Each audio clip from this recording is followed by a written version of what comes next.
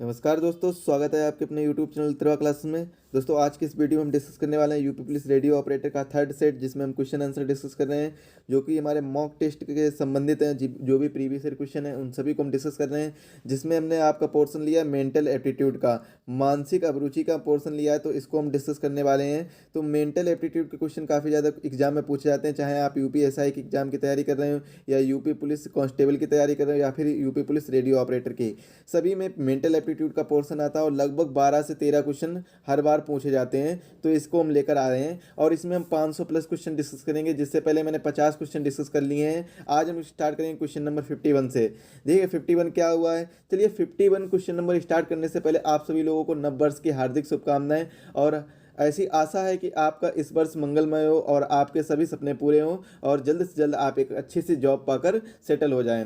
चलिए स्टार्ट करते हैं अब क्वेश्चन नंबर 51 में देखिए क्या दिया गया है। महिला सशक्तिकरण से क्या तात्पर्य है। इंपॉर्टेंट क्वेश्चन है, महिला सशक्तिकरण से क्या तात्पर्य है। ऑप्शन बी इसका राइट आंसर हो जाएगा, महिलाओं के विकास के लिए उन्हें पुरुष के बराबर सामाजिक स्तर प्राप्त होना, ये महिला सशक्तिकरण का तात्पर्य होता है। और देखिए अलग से जो ऑप्शन दिए गए हैं, महिलाओं को शारीरिक रूप से सशक्त होना, तो ये तो होना ही होना है। साथ में महिला कर आर्थिक रूप से सशक्त होना और महिलाओं के मूलभूत अधिकारों को वास्तविकता में उन्हें प्रदान करना, तो ये अलग सी बात है। लेकिन यहाँ पर जो राइट आंसर बन रहा है वो क्या है, महिलाओं के विकास के लिए उन्हें पुरुष के बराबर, मतलब क्या है, राइट टू इक्वलिटी, दोनों में इक्वलिटी हो, ये चीज़ रखनी चाहिए। यही महिला सशक्तिकरण का मेन मुख्य आशय है। मुख्य आशय क्या है कि महिलाओं के विकास के लिए पुरुष के बराबर उन्हें समझा जाए। अगला क्वेश्चन है, निम्न में से धारा 494 भारतीय दंड विधान किस अपराध से महिलाओं को सुरक्षा प्रदान करता है। तो धारा 494 भारतीय दंड विधान में किस अपराध से महिलाओं को सुरक्षा प्रदान करता है। राइट आंसर क्या हो जाएगा कि पत्नी के जीवित होते हुए भी पति दूसरा शादी ना कर सके, ये सुरक्षा प्रदान करता है। तो ये धारा किस में ऐसा वर्णन किया गया, धारा 494 में ये बात कही गई है। अगर किसी भी हस्बैंड की वाइफ जिंदा है तो उससे पहले वह दूसरी शादी नहीं कर सकता है, अर्थात अगर वह शादी करने का प्रयास करता है या शादी करता है तो उसे धारा 494 के तहत सजा हो सकती है। अगला क्वेश्चन है, दहेज हत्या का अपराध भारतीय दंड विधान की किस धारा के अंतर्गत आता है। दहेज हत्या का अपराध भारतीय दंड विधान की किस धारा के अंतर्गत आता है। राइट आंसर क्या हो जाएगा, धारा 304 बी के अंतर्गत आता है। धारा 304 बी के अंतर्गत दहेज को लेकर जो हत्याएं होती हैं तो उसके बारे में धारा 304 बी में ये बात कही गई है। अगला क्वेश्चन है, गर्भपात के अपराध में समझौता निम्न में से किसके द्वारा किया जा सकता है। गर्भपात के अपराध में समझौता निम्न में से किसके द्वारा किया जा सकता है। राइट आंसर क्या हो जाएगा आपका, पीड़ित महिला द्वारा न्यायालय की अनुमति से समझौता किया जा सकता है। ये एक इंपॉर्टेंट क्वेश्चन है, इसको आप स्टार मार्क कर लीजिए, क्वेश्चन पूछा जा चुका है यूपीएसआई 2019 में। अगला क्वेश्चन है, स्त्री के पति या पति के रिश्तेदार द्वारा क्रूरता का अपराध भारतीय दंड संहिता की किस धारा में दंडनीय है। किस धारा में दंडनीय है। राइट आंसर क्या हो जाएगा, धारा 498 का में दंडनीय है। 498 का में बात कही गई है कि स्त्री के प्रति या पति के रिश्तेदारों द्वारा अगर कोई भी क्रूरता का अपराध किया जा रहा है, कोई भी क्रूरता दिखाई जा रही है स्त्री के द्वारा, स्त्री पर कोई भी क्रूरता दिखाई जा रही है, तो स्त्री धारा 498 का के तहत केस दर्ज कर सकती है और साथ ही साथ में धारा 498 का के सहित क्या हो सकता है, उसको सजाएं हो सकती हैं। अगला क्वेश्चन है, किसी व्यक्ति की पत्नी की मृत्यु होने पर उसने दूसरा विवाह कर लिया है। पहली पत्नी से उसका 4 वर्षीय पुत्र है, उसका संरक्षक किसे नियुक्त किया जाएगा। तो किसे नियुक्त किया जाएगा, राइट आंसर क्या हो जाएगा, उसके पिता को नियुक्त किया जाएगा। सौतेली माँ को नियुक्त नहीं किया जा सकता है, क्योंकि सौतेली माँ को नियुक्त नहीं किया जा सकता है, इसके कई सामाजिक रीजन होते हैं। और घर के किसी वरिष्ठ सदस्य को भी नहीं नियुक्त किया जा सकता है, और उपरोक्त में से कोई नहीं, ये तो होगा ही नहीं। तो उसके जो पिता होंगे, क्योंकि भाई बालक किसका है, बालक या बालिका जो होगी, 4 वर्षीय पुत्र होगा, वो किसका होगा, वह पिता का ही होगा, क्योंकि उसकी पहली पत्नी का पुत्र है, पिता के द्वारा ही वह पुत्र आया है। तो इस वजह से क्या होगा कि उसके पिता को संरक्षक माना जाएगा। महिलाओं की दशा सुधारने के लिए किस तरह के कानून बनाए गए हैं? महिलाओं की दशा सुधारने के लिए आपराधिक कानून बनाए गए हैं। आपराधिक कानून बनाए गए हैं जिससे महिलाओं की दशा सुधरे, जैसे कि दहेज हत्या ना हो, दहेज के प्रति जो भी महिलाएं कष्ट उठा रही हैं उनसे ना हो, और पीड़ाएं जो हो रही महिलाओं को तो उनको ना हो। तो इसलिए इसके लिए आपराधिक कानून बनाए गए हैं। अगर कोई भी ऐसे अपराध करता है तो इन आपराधिक कानूनों के अनुसार सजाएं दी जा सकती हैं जो भी महिला के प्रति अपराध होता है। अगला क्वेश्चन है, लैंगिक समानता का सिद्धांत भारतीय संविधान में कहाँ उपबंधित है? लैंगिक समानता का सिद्धांत भारतीय संविधान में कहाँ उपबंधित है? राइट आंसर क्या हो जाएगा? सभी में। देखिए, राज्य के नीति निर्देशक सिद्धांत संविधान की उद्देशिका में, अनुच्छेद 14, 15, 16 में, उपरोक्त सभी में। राइट आंसर क्या हो जाएगा? ऑप्शन डी, उपरोक्त सभी में। लैंगिक समानता, लैंगिक समानता मतलब इक्वेलिटी। इक्वेलिटी कहाँ कहाँ पर है? राज्य के नीति निर्देशक तत्व, जो कि कहाँ से, भाग 4 में 36 से 51 तक की अनुच्छेद दिए गए हैं, तो इनमें भी लैंगिक समानता यानी जो इक्वेलिटी है उसके बारे में बताया गया है। संविधान की उद्देशिका में, प्रियम्बल में भी ये बात कही गई है। अनुच्छेद 14, 15, 16 जो कि फंडामेंटल राइट्स से मौलिक अधिकार हैं, इनमें भी लैंगिक समानता की बात कही गई है, यानी उपरोक्त सभी इसका राइट आंसर हो जाएगा। अगला क्वेश्चन है, महिलाओं को 33% आरक्षण संसद व विधानसभाओं में देने का विचाराधीन प्रस्ताव संविधान के किस संशोधन द्वारा किया गया था? राइट आंसर क्या हो जाएगा? 84वां संविधान संशोधन द्वारा ये बात कही गई थी। अगला क्वेश्चन है, निम्नलिखित में से अश्लील पुस्तकों की बिक्री, अश्लील कार्य और गाने आदि को भारतीय दंड संहिता की किस धारा में दंडनीय अपराध बनाया गया है? किस धारा में दंडनीय अपराध बनाया गया है? तो धारा 293 में भी ये बात कही गई है, धारा 294 में और धारा 292 में। अर्थात तीनों धाराओं में 292, 293 और 294 सभी में ये बात कही गई है, अगर किसी भी अश्लील पुस्तक की बिक्री की जाएगी, अश्लील कार्य किया जाएगा या गाने आदि को, भारतीय जितने भी अश्लील गाने हैं तो इनको, इन सभी को भारतीय दंड संहिता की धारा 292, धारा 293 और धारा 294 के तहत दंडनीय अपराध बनाया गया है। इससे इन सभी लोगों को दंडनीय अपराध मिल सकता है जो जो ये कार्य कर रहे हैं। अगला क्वेश्चन है, यदि एक महिला को अपने पति से विच्छेद हो चुका है तो वह क्या अपने पति से भरण पोषण व्यय धारा 125 के अंतर्गत पा सकती है? तो इसका राइट आंसर मेरे प्यारे भाई क्या हो जाएगा? हाँ, पा सकती है, लेकिन यदि उसने दूसरा विवाह ना किया हो। अगर मान लीजिए कोई भी महिला है, उसका अपने पति के साथ में संबंध बिखर गए हों, विच्छेद हो गए हों, तो वह अपने पति से भरण पोषण के लिए उसका व्यय का खर्चा पा सकती है। कितनी, कौन सी धारा के अंतर्गत? 125 धारा के अंतर्गत पा सकती है। लेकिन कब पा सकती है? अगर उस महिला ने दूसरा विवाह ना किया हो तभी वह पा सकती है, अन्यथा वह ये काम नहीं कर सकती, वह व्यय नहीं पा सकती है, खर्चा नहीं पा सकती है। अगला क्वेश्चन है, कन्या भ्रूण हत्या के अपराध की रोकथाम के लिए सबसे ठोस उपाय निम्न में से कौन सा है? कन्या भ्रूण हत्या के अपराध की रोकथाम के लिए सबसे ठोस उपाय कौन सा है, ये बताना है आपको। राइट आंसर क्या हो जाएगा? कन्या भ्रूण हत्या के दोषियों को आजीवन कारावास का दंड देना चाहिए, ये सबसे महत्वपूर्ण उपाय लगता है। अगला क्वेश्चन है, जेंडर का अंतर किस प्रक्रिया से निर्धारित होना चाहिए? जेंडर का अंतर है किस प्रक्रिया से निर्धारित होना चाहिए? राइट आंसर क्या हो जाएगा? जीव वैज्ञानिक प्रक्रिया से निर्धारित होना चाहिए।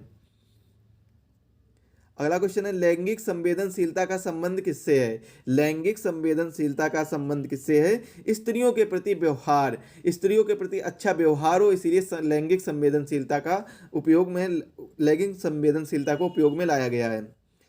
लैंगिक संवेदनशीलता के मुद्दे पर संयुक्त राष्ट्र ने कब विचार किया गया? संयुक्त राष्ट्र में कब विचार किया गया है? तो यह विचार किया गया था 1993 में। इंपॉर्टेंट क्वेश्चन है। और 1993 में लैंगिक संवेदनशीलता के मुद्दे पर विचार किया था, संयुक्त राष्ट्र के द्वारा विचार किया गया था। अगला क्वेश्चन है, लैंगिक संवेदनशीलता को किस स्तर की शिक्षा से जोड़ना जरूरी है? किस स्तर की शिक्षा से जोड़ना जरूरी है? राइट आंसर क्या हो जाएगा? प्रारंभिक शिक्षा। प्रारंभिक शिक्षा से जोड़ना बहुत ही जरूरी है, क्योंकि जब तक प्रारंभिक शिक्षा में अगर लैंगिक संवेदनशीलता के बारे में बताया जाएगा तो जो भी उच्च शिक्षा है या फिर वयस्क शिक्षा है तो इनमें इसकी जरूरत नहीं पड़ेगी, बच्चे खुद ब खुद समझदार बन जाएंगे। अगला क्वेश्चन है, यौन उत्पीड़न रोकथाम के लिए पुलिस को कैसा तरीका अपनाना चाहिए? यौन उत्पीड़न रोकथाम के लिए पुलिस को कैसा तरीका अपनाना चाहिए? राइट आंसर क्या हो जाएगा? मर्यादित तरीका अपनाना चाहिए। अगला क्वेश्चन है, विधि का शासन सिद्धांत किससे संबंधित है? विधि का शासन सिद्धांत किससे संबंधित है? राइट आंसर क्या हो जाएगा? ऑप्शन बी, प्रशासनिक विधि से संबंधित है, ये इसका राइट आंसर हो जाएगा। अगला क्वेश्चन है, सर्वोच्च न्यायालय ने निम्न में से किस बात में घोषित किया है कि विधि का शासन सिद्धांत भारतीय संविधान का आधारभूत ढांचा है? इंपॉर्टेंट क्वेश्चन है, काफी ज्यादा इंपॉर्टेंट क्वेश्चन है। तो इसका राइट आंसर क्या हो जाएगा मेरे प्यारे भाई? केशवानंद भारतीवाद। केशवानंद भारतीवाद में ये बात कही गई है कि विधि का शासन सिद्धांत भारतीय संविधान का आधारभूत ढांचा है। ये बात केशवानंद भारतीवाद में कही गई है।